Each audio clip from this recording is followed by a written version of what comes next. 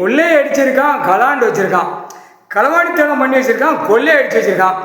கொள்ளை அடிச்சுட்டு கலாணித்தனம் இரண்டையும் விமானத்தில் பிரதமர் பறக்கான்.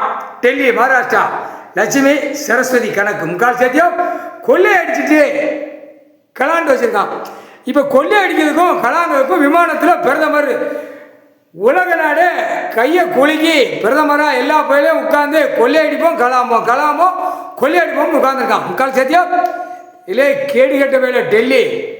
அடுத்தாப்புல நிதியமைச்சர், ஆளுநர், பிரதமர், எல்லாம் மந்திரி எல்லாம் எம்பி அங்கே இந்த சோழி ராஜ்யசபா, பாராளுமன்றம், சட்டப்பேரவை, இந்த 3 கணக்கில் இருக்கிற அதிகாரி பூரா கீழே அவனுங்களுக்கு போட்டு முடிச்சிருவான்.